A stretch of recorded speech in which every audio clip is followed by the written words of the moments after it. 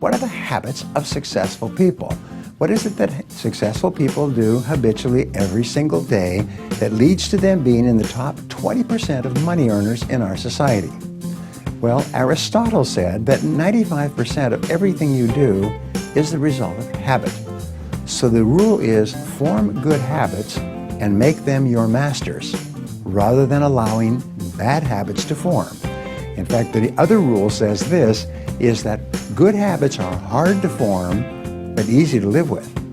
Bad habits are easy to form, but hard to live with. Now, one of the turning points in my life and my studies of psychology was the discovery that all habits are learned and can be unlearned.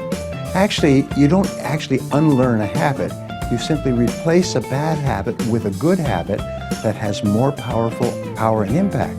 And how do you develop a good habit? You develop a habit by repetition. Almost everything you do from the time you get up in the morning is habit. So start to think about yourselves. What would be the best habits to have? Now, I have written a book called $1 Million Habits. It has 12 chapters, 12 critical areas of life. And in each chapter, there's 20 or 30 habits. So let me give you some of the best.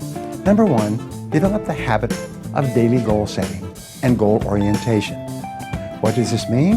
It means when you go to sleep at night, think about your goals for the coming day. Make a list for each day of all the goals, the little goals you're going to accomplish that day. Keep a journal and write down your goals on a regular basis. When you're driving through the day, think about your goals. When you're talking to other people, think about your goals. You see, you do become what you think about most of the time. You do achieve what you think about most of the time. So all successful people and all wealthy people think about their goals most of the time. Second of all, be results-oriented. Now, results-oriented people are always thinking of the most important things that they can do right now to achieve their most important results. Successful people make a list of everything they have to do, and before they start working, they set priorities on the list. Here's a great way to become result-oriented. Actually, it's life-changing. Ask yourself, once you have your list for the day, if I could only do one thing on this list before I was called out of town for a month, what one activity would I want to be sure to get completed?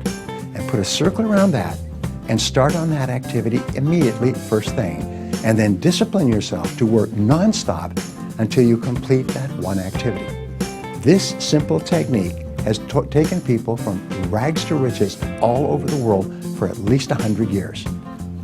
Pick your most important task and start on it immediately, and then discipline yourself to stay with it until it's complete. Another habit that you can establish is to become people-oriented. Recognize that everything that you achieve in life is going to be with the help or support or cooperation of other people. So always think, what is it that other people want and need from me? How can I help other people so they'll want to help me back? If you're in sales, top salespeople think about their customers all the time. They think about who their customers are and what their customers want and how they can help them the most and how they can help them even more today. In their relationships, successful people are very focused on the most important people in their worlds, both personal and in business. Another habit you can have is to stay health-oriented. Think about your health most of the time. Think about eating less food and better food. Think about daily exercise. Think about getting lots of rest.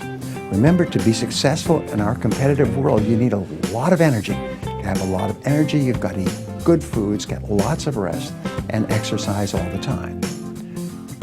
One of the most important habits is that of character and honesty, is always tell the truth no matter what the price.